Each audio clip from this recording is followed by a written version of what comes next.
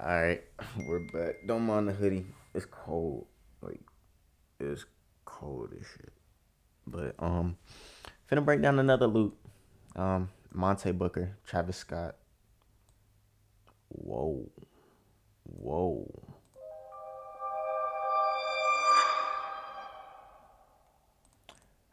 As I was saying, what I'm saying. Let's go ahead and get into it. Again, all one shots from where is it? Where is it at? The Layers by who was it? I'll put it on the screen somewhere. But yeah, finna run it back. So again, I just played out some chords from this piano one shot, reversed it, played with the envelope, vintage verb. I didn't cut anything, but I did separate the stereo. So that's what I got.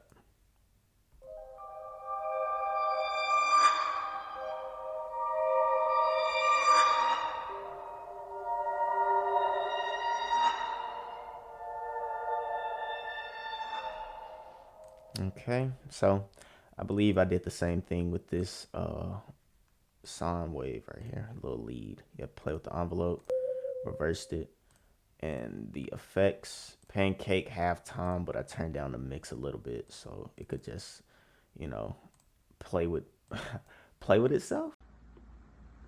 Play with it. No, what do I want to say?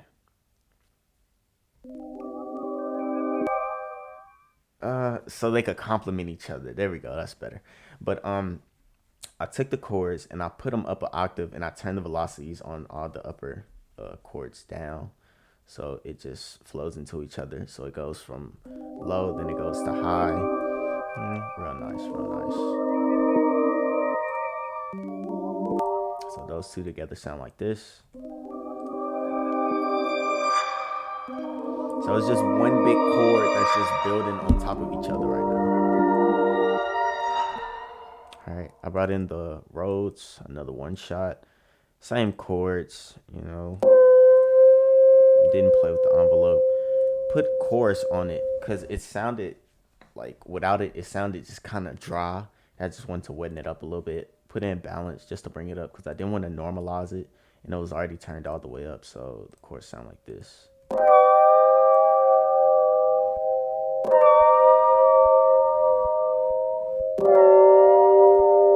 Kind of got that. I don't want to say the word vintage, but it has that vintage feel because of all the clicking and everything. So this was actually the last thing I put into the sample was this piano right here. But since it's earlier on in the sample, I'll play it. So play with the envelope. Yep. Let's see the effects.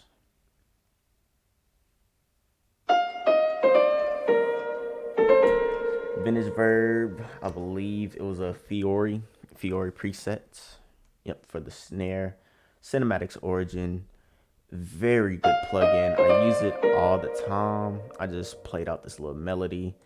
I just put in none, so it wouldn't be quantized. I just, put in the notes. So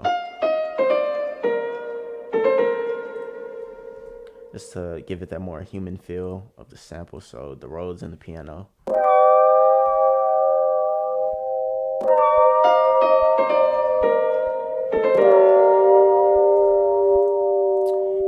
This brass right here, it's basically the same thing. I just stretched out the notes on each individual one so they would kind of overlap into each other.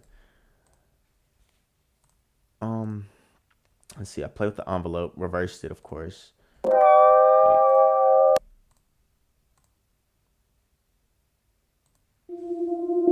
Halftime. That's why I wasn't worried about not stretching it back to where it was. I just put halftime on it. Put this little vocal chop from Dude Clay and Simbo's Sunday Service Kit, I believe. Let's see if I can find it. Here it is. Just one of the vocals, because all the vocals in like layers, they were keyed, and I didn't want to like chop them up to make sure they were in the key or anything. So it was just this little vocal chop right here. I'll let it play. No effects, just separated the stereo. That's it. And then I brought in this other vocal chop. It's the same vocal chop. It's just pitched down, and I kind of just cut to the end of it. So also no effects, no none of that. Okay. So we have that.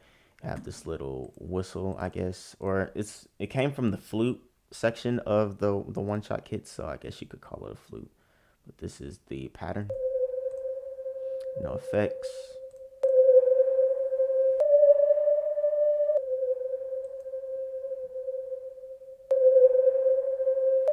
Very basic, just to add a little bit of movement. And then the bass, it follows the chords, but I added a little variation. I added slides. So this would just be going down, and like this would be up like that. So this is the bass. I also put no effects. It's dry. This bass is from, let's see, Key Carson's Translucent One Shots. They were free, and honestly, it's probably my most used bass like ever. Like VSTs, One Shots, I use this bass. Like, it is my favorite. So shouts out to Key Carson. I'll put his ad on the screen somewhere, but this is the bass pattern.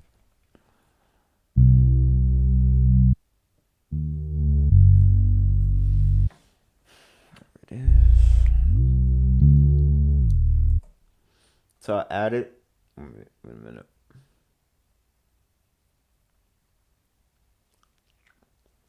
So I added all those slides in the end just to kind of lead back into the bass, so it flows nicely. So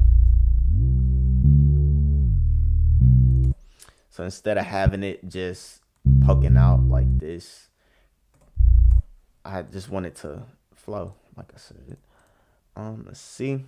Perk loop. This time I actually saved all the perk loops that I used. 3 individual perk loops. Boom. All right. So took these 3, time stretched them so they'll be on tempo. Halftime, I used the vocal EQ to cut out the lows and the highs. Turn down the mix on the halftime so the the highs, I guess, of the actual loop would still come through, and it wouldn't just be dark and muddy. So I just turned it down a little bit, consolidated it, and yep, that's how I get the one perk loop. Oh my god, I'm still uncomfortable like doing breakdowns, but I'm gonna get used to it. I took this vocal also from the Layers kit. I put it down, then I made it unique, reversed it, and where are the effects? There it is. Vintage Verb, Pancake. Add some more movement. If I could play it.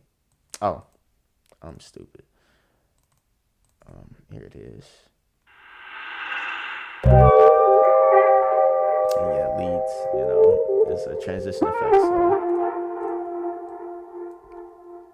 All right, so this is where I added just one more thing, and that is this string ensemble.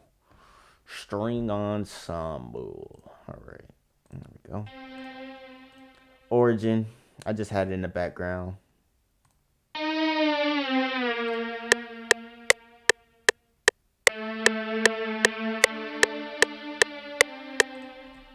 I play with the envelope so it would turn off or cut off sooner. And yeah, after this transition effect, I had it. I had a C section, so this is A. Jeez, they won't let me do that. They're not letting me do it. But yeah, these first 16, 8, next 16, B, and then the last 16 is the C section. So it leads back into this.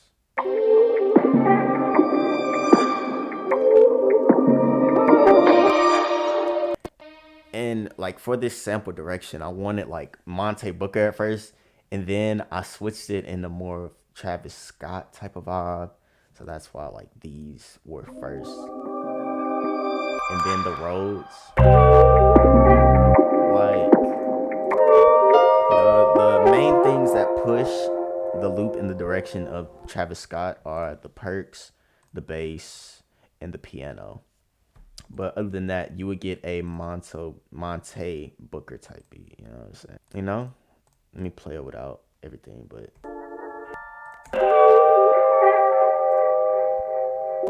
you know? That's Monte right there. All day. And then when the bass, the perks come in, you get that Cactus Jack feel. So what I went ahead and did was I put drums over it already. So boom, we got the loop right here. Of course I stemmed it out, and then this is how I usually do loops that are stemmed out. I put all the stems like this, just in case it's not arranged in the way that I would like. So I have all these drums from Monte's sound. I don't even know what's the name of it. Let's see. I just named it. Yeah, Monte Booker Sounds. I believe these were from his favorites. Most of them were. So I have the intro to the loop. Let's play it. No effects, no nothing. Just dry loop. Other than that, I have my master and loop orator for this part right here, where it cuts into the more Travis Scott type of vibe.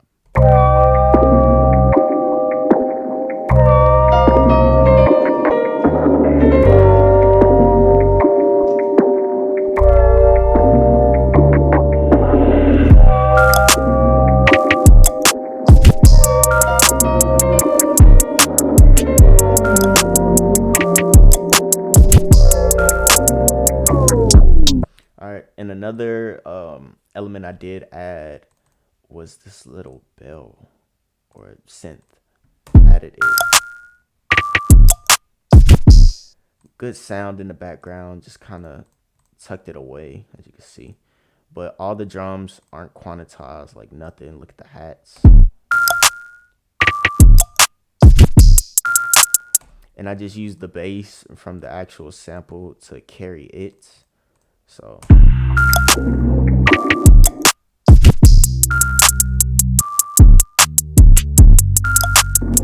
you know, didn't even need to add any bass for Monte's part.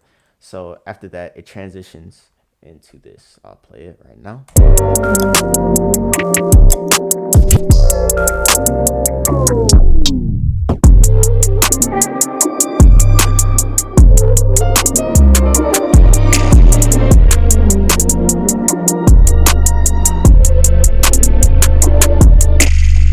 Very simple drums on the Travis Scott part. Got the kick following the 808.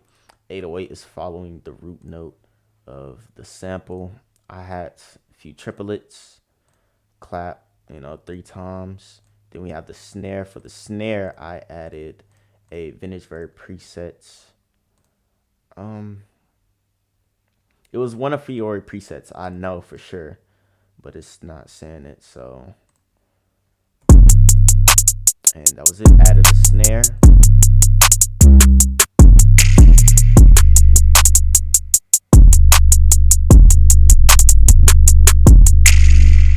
Said all that to say, I guess, the lesson. Make sure your samples are they can be used however people want them to be used. Because like Smino, he could hop on section 1. We could get anybody from Cactus Jack on section 2. So just put variety in your samples. I don't know, I'm really still uncomfortable being recording myself, so yeah. But broke down the loop, broke down the beat. Yeah, I'm gonna let this play and I'm out this bitch.